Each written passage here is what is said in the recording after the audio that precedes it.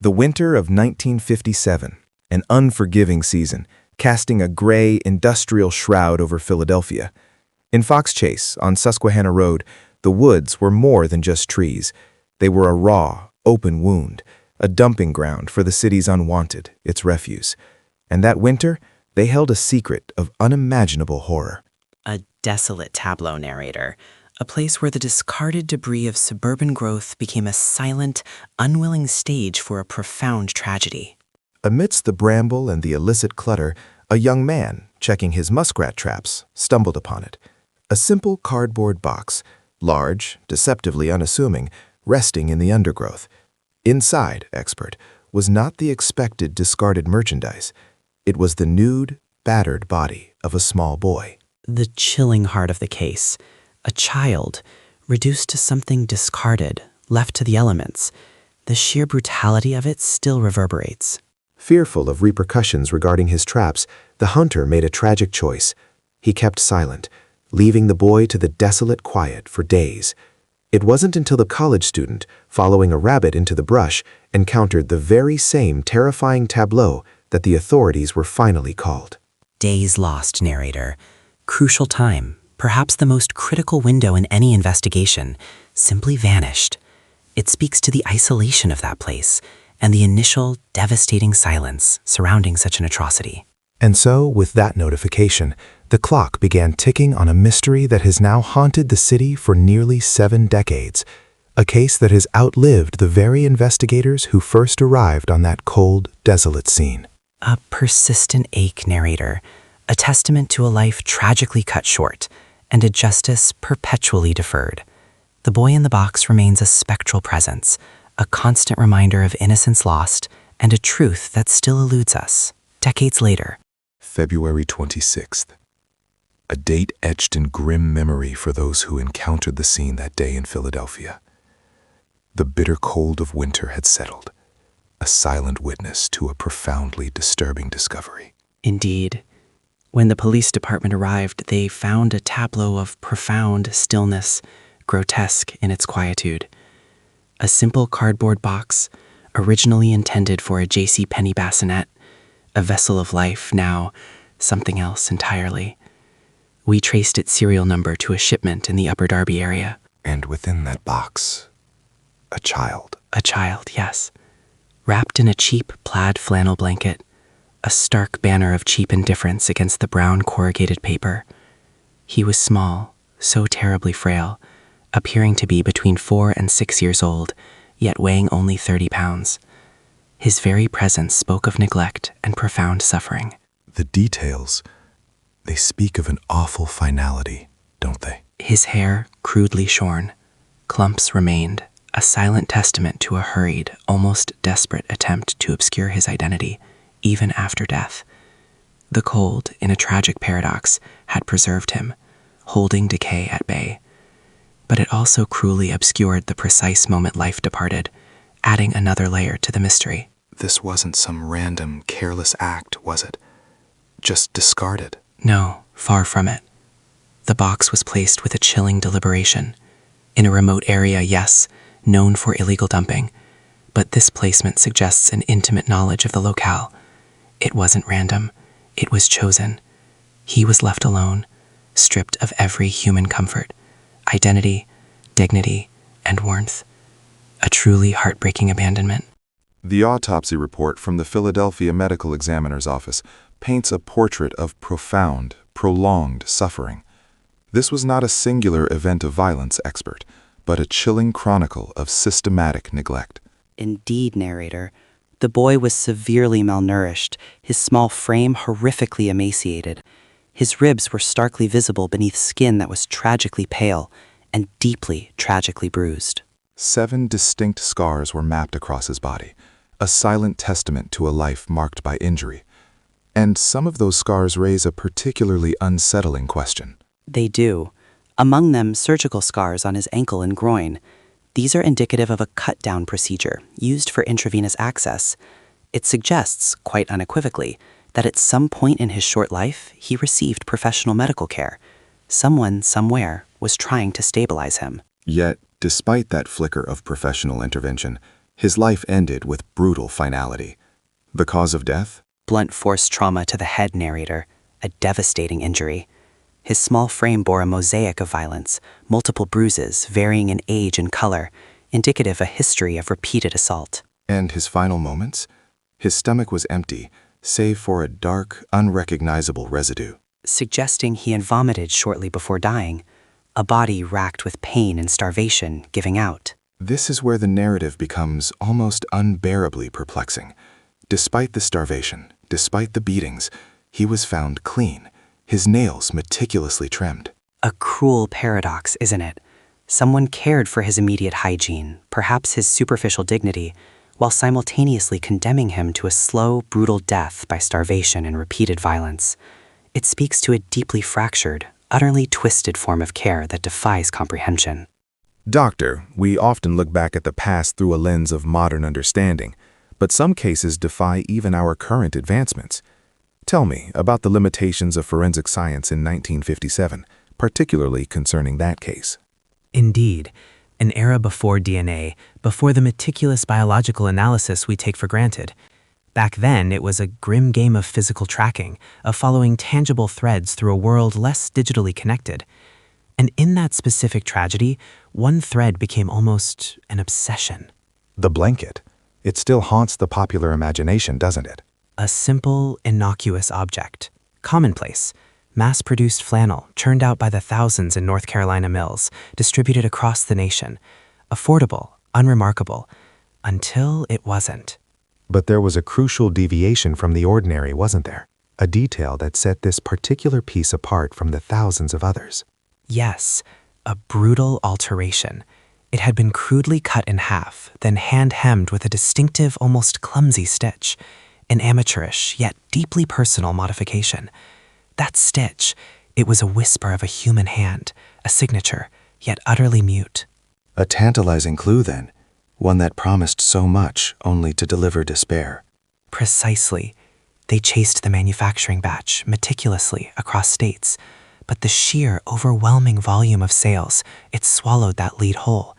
Thousands upon thousands of identical blankets. It was like searching for a single drop of rain in a storm. And the image of it, the rust and green check, became a dark emblem, didn't it?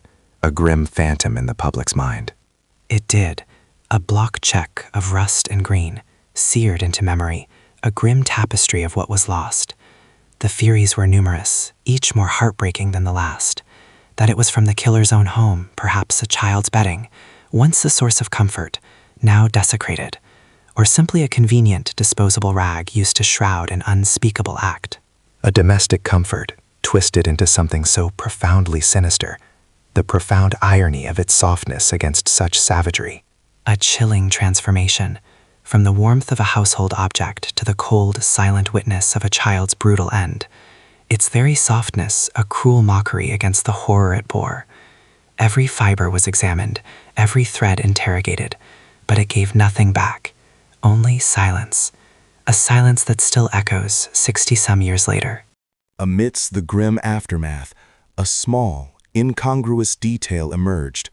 A blue corduroy cap, Ivy League style, found some distance from where the tragedy unfolded. A moment of both hope and profound frustration for investigators.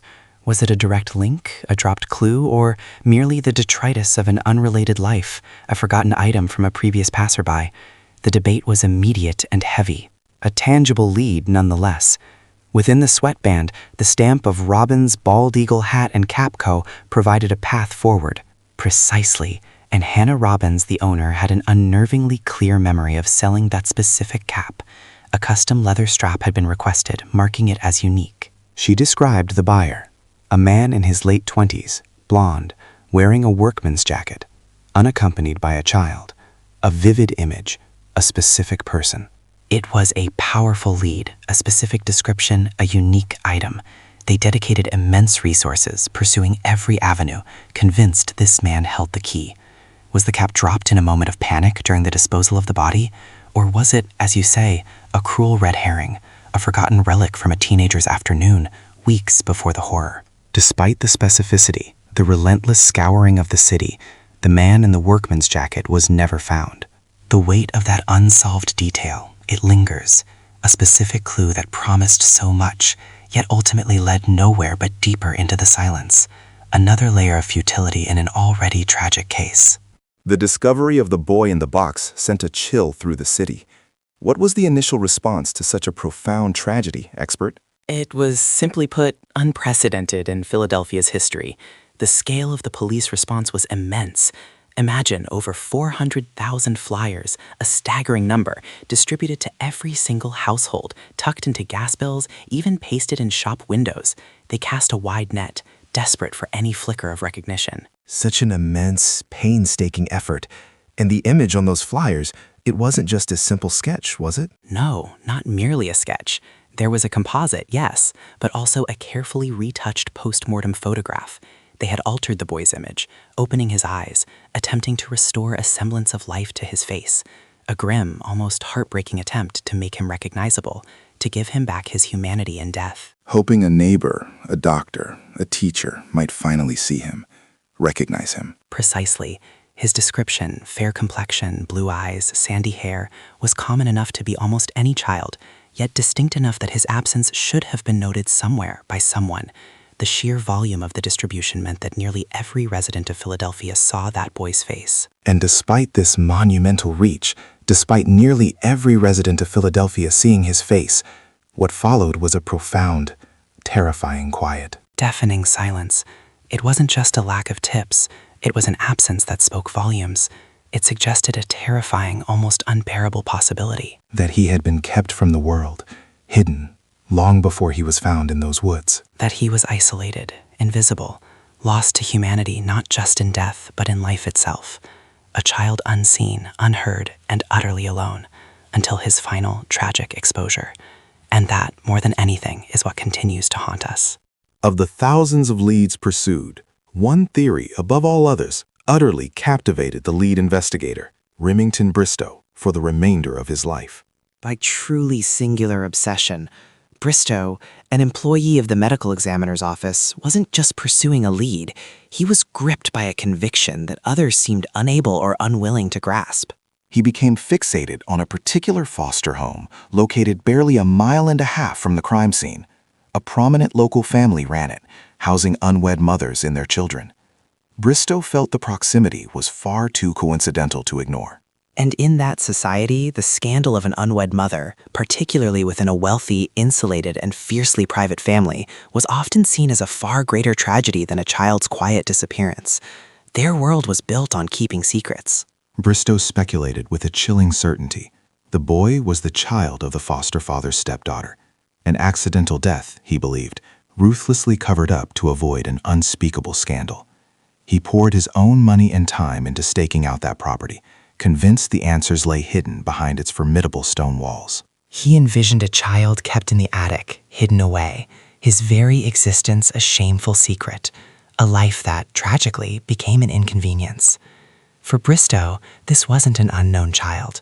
This was a discarded life, swept aside by the elite. A truly heartbreaking hypothesis, and one that haunted him until his dying day. The past often casts long, cold shadows, doesn't it? Particularly when it holds secrets as profound as the identity of an unknown child. Indeed, and few shadows stretched longer than the one cast by the boy in the box. For decades, the name Bristow echoed through its history, a man deeply, tragically convinced he had solved its riddle. Bristow, the forensic historian, became consumed by it, I understand. He had a conviction, a theory about a specific foster home. His belief was deeply held. Years after the initial tragedy, he found what he believed to be damning corroboration, a bassinet, an almost identical one at an estate sale from the very foster home, and then blankets, seemingly matching those found with the boy, drying on a clothesline. A chilling narrative emerged then, didn't it?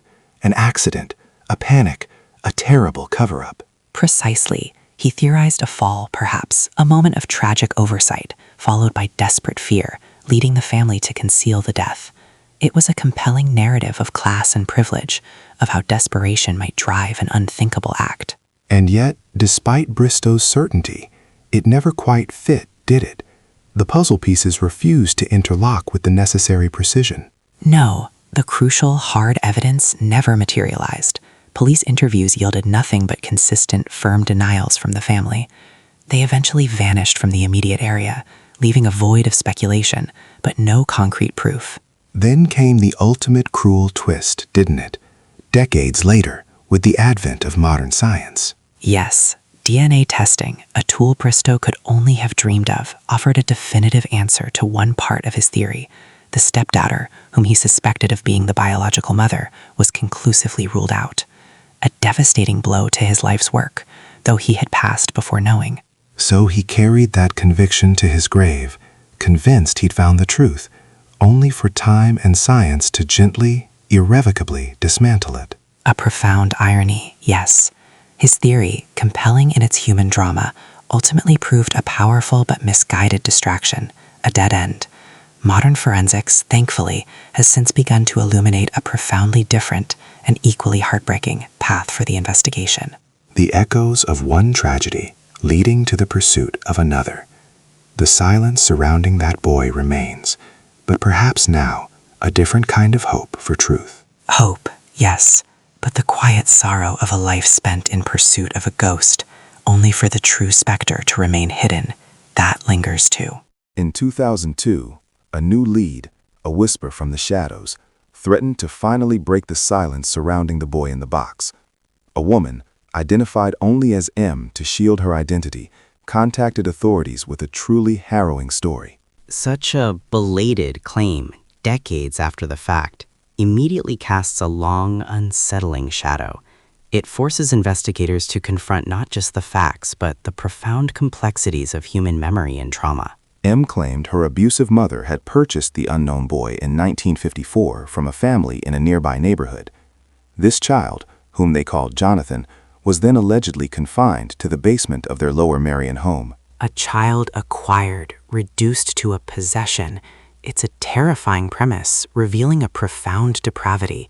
The hidden basement, the secret life within a domestic setting, it paints a picture of controlled cruelty that chills one to the bone. A cardboard box. That detail alone speaks volumes of the dehumanization, the utter disregard for a child's existence. The endurance of such prolonged, horrific abuse and the memory of witnessing it would inevitably leave a mind profoundly scarred. Trauma often distorts or fragments recollection, making the task of separating truth from psychological defense incredibly difficult. Yet the details she provided were chilling. Descriptions of the boy's appearance, his long hair before it was cut, the specific nature of his injuries, these resonated with the fragments of evidence investigators had collected. And perhaps most disturbingly, M claimed to have been present at the very moment of Jonathan's death. A witness to the final horrifying act, emerging from the darkness after all these years. It presents a heartbreaking dilemma. Is this the long-sought breakthrough, a truth finally revealed through the courage of a survivor? Or is it the desperate, fragmented outpouring of a mind overwhelmed by decades of unspeakable horrors, perhaps of fabrication, however unintentional, woven from a deep and agonizing wound? The weight of either possibility is immense, and for the investigators, the path forward remains shrouded in doubt and sorrow. We once followed a lead, born from the depths of a woman's memory. M, as she was known, recounted a night of unspeakable horror, detailing the death of a young boy with graphic, almost painful specificity. Precisely. Her account began with a mundane, yet deeply unsettling detail. The boy had vomited his dinner of baked beans, a detail chillingly consistent with actual autopsy findings for a child who had suffered a similar fate. And then, the mother's rage, a storm of fury unleashed for such a trivial infraction.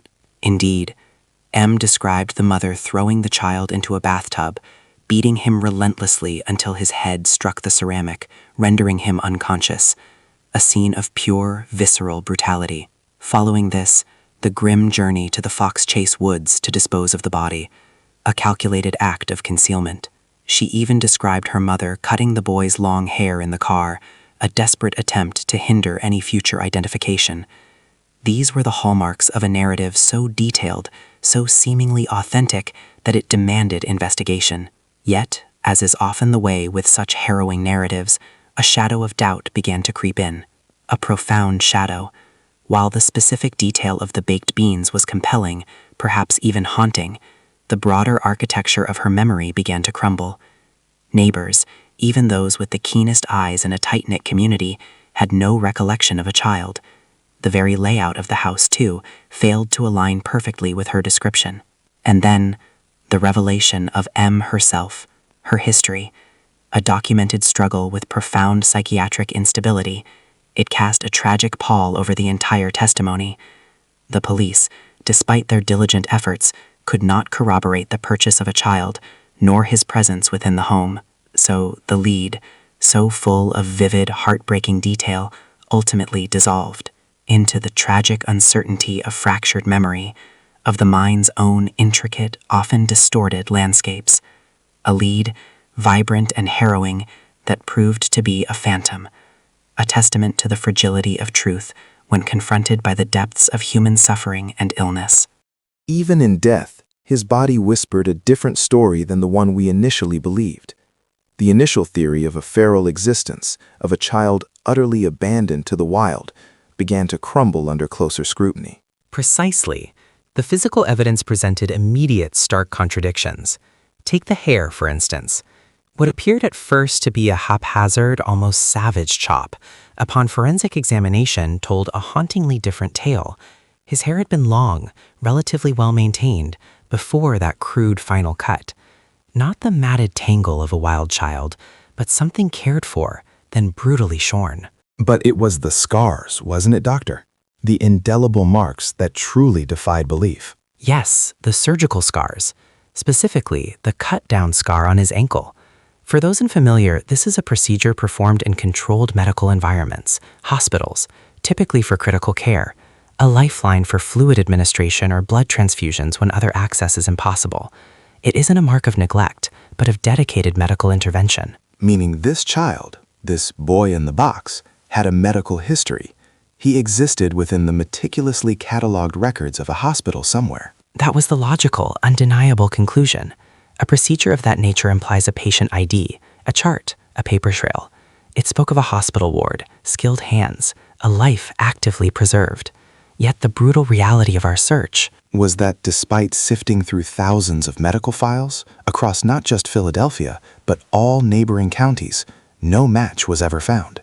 He was, as you put it, a ghost in the system. A phantom child with a documented past that simply vanished. Someone, at some point, had invested significantly in his medical care, perhaps saving his very life, only to then later starve him. This dichotomy, this profound medical investment followed by such lethal neglect, it suggests a catastrophic shift, a drastic change in the caregiver's circumstances, or perhaps something far more chilling, a deliberate and drastic alteration of intent. It's a question that continues to haunt us. The passage of time can be a cruel thing, expert. A slow, relentless erosion of memory and opportunity. As the 1960s turned into the 70s and the 70s into the 80s, the light on this case grew dim. Indeed, the initial fervor, the desperate hope, it simply couldn't outlast the decades. The detectives, the men and women who had stood over that desolate scene, who had held the boy's ghost close, they retired, or they passed away, taking their intimate knowledge, their lingering questions, with them into the silence. And the boy himself, stripped of his identity even in death, found a grim kind of anonymity. First, a pauper's grave. Then later, a more permanent, yet no less heartbreaking, resting place at Ivy Hill Cemetery. His headstone, a stark epitaph for a nation's unresolved sorrow, America's unknown child. A simple stone that paradoxically became a beacon for the brokenhearted, a site of pilgrimage not just for the investigators whose consciences wouldn't let go, but for a community burdened by a profound collective guilt. His story transcended the grim reality, becoming woven into the folklore of Philadelphia, a cautionary tale, whispered to children, a haunting echo in the city's memory. But behind the legend, the tangible truth, the physical evidence, sat in forgotten storage boxes, slowly, irrevocably degrading. The very whisper of his existence fading, while the only true witness remained locked away. His DNA, the profound, undeniable truth of him, held captive within the very structure of his bones, a silent testament, waiting for science, for technology, for human ingenuity to finally catch up to the sheer cruelty of his death. So the silence surrounding him was never truly empty, was it? No, it was a heavy, patient silence, a cavern echoing with the sound of waiting, for a name, for justice, for a peace that had been so long, terribly denied. In 1998, and again years later in 2019, the boy's remains were brought forth from the earth, a quest for identity, for a name, in the quiet solitude of the laboratory. Indeed, the goal was always DNA narrator, the master key. The first attempt in 98 yielded mitochondrial DNA. It could trace the maternal lineage, a broad stroke in the family tree, but it wasn't enough, not enough to pinpoint him. Then, 2 decades later, a second attempt. A profound gamble, wouldn't you say? After so much time? A desperate one. 60 years had passed, and bone degradation had taken its brutal toll. We faced the harsh reality. Very little viable genetic material remained. Our forensic scientists struggled, truly struggled, to piece together a complete profile. It was a race, not against the clock, but against the very process of decay. A race to gather enough clear data from those vanishing fragments to upload to the vast genealogical databases. The same powerful tools that, in other cases, had finally brought long-sought answers, even caught the Golden State Killer. Precisely. It demanded years of cutting-edge processing, painstaking work, to reconstruct that child's genome from what were essentially crumbling whispers of his skeleton. It felt at times like trying to grasp smoke. The final, poignant throw of the dice, then.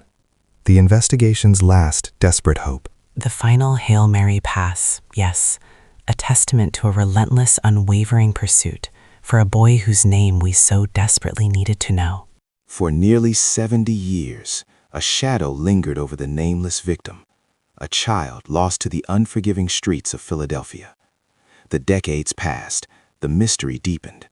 How then, after so much time, did the path finally reveal itself? Through the arduous, painstaking work of genetic genealogy, Dr. Colleen Fitzpatrick and her team at Identifinders International spearheaded the effort, knowing this was perhaps the only remaining avenue for truth. But they weren't searching for him, were they?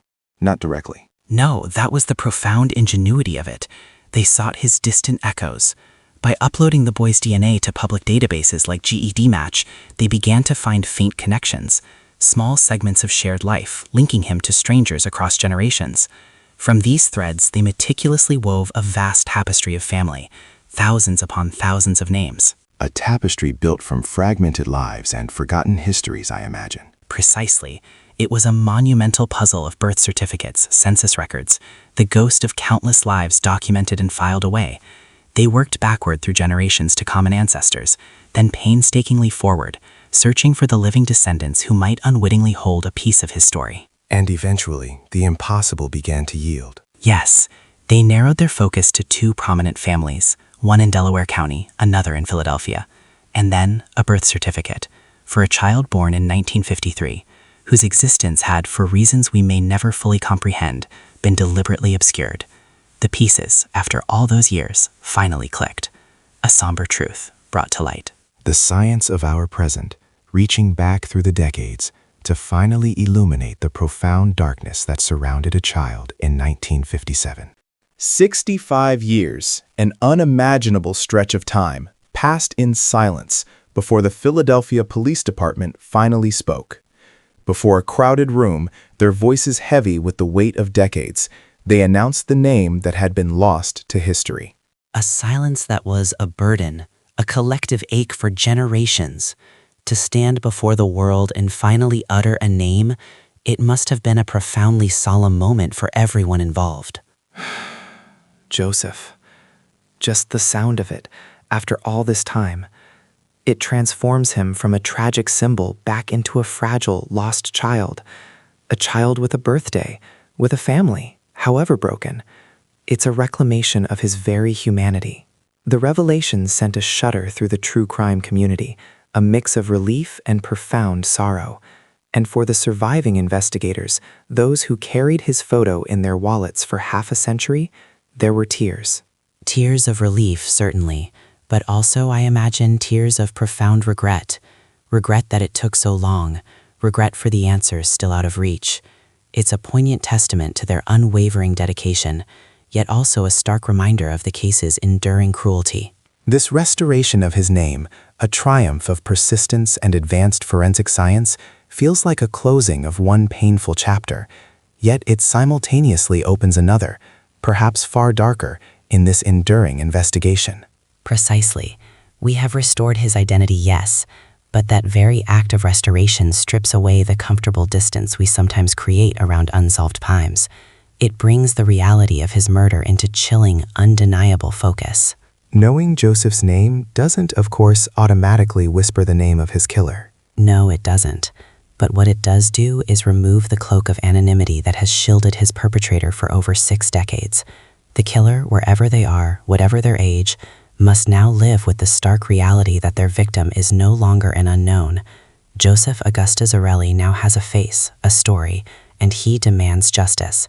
The shadow of his past has lengthened, and it now falls directly upon them.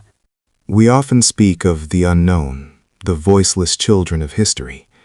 In the tragic case we're exploring, Joseph embodies this profound absence.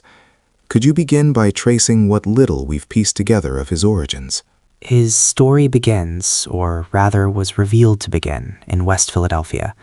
Through careful forensic work, Joseph's lineage was traced back to a specific family, and his biological father was identified. This identification, however, presented immediate complexities. We initially withheld the father's name publicly, a necessary measure to protect the privacy of his still living siblings. A painful and delicate revelation, I imagine, particularly given the social fabric of the time. The 1950s, in a conservative Catholic city like Philadelphia, a child born out of wedlock would have faced immense societal judgment. Immense, crushing judgment. It was a stigma that could shatter lives. Our investigation strongly suggests Joseph was born into such circumstances. His biological mother, for reasons we can only speculate were desperate, either gave him up or lost custody. The father's family, it seems, had connections to that very area, yet for Joseph, no home was publicly acknowledged. And then the records themselves betray a chilling silence. He existed in a profound gap, didn't he? He did. Joseph wasn't yet born when the 1950 census was taken, and by the 1960 census, he was already dead. He existed in that 10-year void, a period where he lived and breathed, yet left no official trace. He was, quite literally, a phantom child, uncounted, unnamed in the public narrative. A phantom child, yet one with a very real, very human legacy that decades later reached out and touched living lives. Indeed, the investigation uncovered half-siblings, men and women now older who lived their entire lives unaware. They never knew their brother existed until the police arrived at their doors, bringing forth a history long buried. The family dynamics, as you can imagine, were, and remain, incredibly complex, fractured, and for far too long shrouded in a pervasive, heavy silence. Joseph's brief life, though tragically unrecorded, ultimately forced a reckoning with that silence. The 4 years between Joseph's birth in 1953 and his tragic discovery in 1957 remain a profound, unsettling void in this investigation. A black hole, truly. It swallows everything, doesn't it? We have the stark bookends, a life begun, a life ended prematurely and brutally, but the pages in between are simply missing. We know he existed, and we know his end, but who held him during those crucial, formative years? And those missing pages hold the key, don't they? Was he with his biological mother, perhaps struggling? Or was it an informal fostering arrangement, off the books, undocumented? Precisely. Every theory leads to more questions, each more agonizing than the last, because the physical evidence, the grim catalog of injuries and neglect, speaks volumes about where he wasn't. He wasn't cherished. The malnutrition, the obvious signs of abuse, it screams of a home devoid of love or even basic human decency, for a significant period before his death. Yet there's that cut-down scar, isn't there? Evidence of medical attention, suggesting at some point someone cared enough to seek treatment, or perhaps the state intervened in a fleeting way. It hints at a moment of almost safety, now cruelly juxtaposed with his end. A chilling detail, indeed. It offers a sliver of possibility that Joseph briefly touched a system that should have protected him, or that for a short time an adult felt some modicum of responsibility. It deepens the tragedy, making us wonder how he slipped back into such profound danger, how that fragile thread of care snapped. The police are now painstakingly attempting to reconstruct those 4 lost years, interviewing elderly neighbors, distant relatives, grasping at any thread, any memory of a little boy named Joseph who simply vanished from common sight. A monumental task, decades later. Time erodes memories, circumstances change. They're searching for ghosts in the past, hoping for a whisper that leads them to the truth. And you and I both know the answer to his murder, to the mystery of his short, tortured life, lies within that elusive transition. The custody transfer. Yes, the precise moment Joseph was handed, perhaps unknowingly, from whatever precarious safety he might have had, directly into the embrace of danger. That's where the investigation must lead. That's where his story truly became a tragedy. After so many years, the identification of Joseph brought a measure of clarity to a profound mystery. But what of justice? Does knowing his name bring us any closer to accountability for his death? Quietly, gravely. Identification, I'm afraid, is not justice, not in the way the law defines it. While we now know his name, the homicide investigation remains active, yes, but its path has grown impossibly dim. The prime suspects, the adults who had custody of Joseph in 1957, his biological parents, surely they are long gone. Almost certainly, the biological parents have passed away, and that, fundamentally, is our challenge. The question now becomes, can anyone truly be held accountable? We search for a surviving sibling, a cousin, someone who witnessed the abuse, but hope is fragile. So, without a living witness or new forensic breakthroughs, is a legal resolution truly impossible? Legally, yes. The police have stated they have suspicions, theories that have certainly been strengthened by Joseph's identification. But without a living confession or new physical evidence unequivocally linking a specific person to the blow that killed him, a conviction is, quite simply, impossible. It sounds as if the nature of the investigation itself has profoundly shifted. It has. The case has moved from a whodunit regarding the victim, we know who Joseph was, to a historical inquiry into the perpetrator.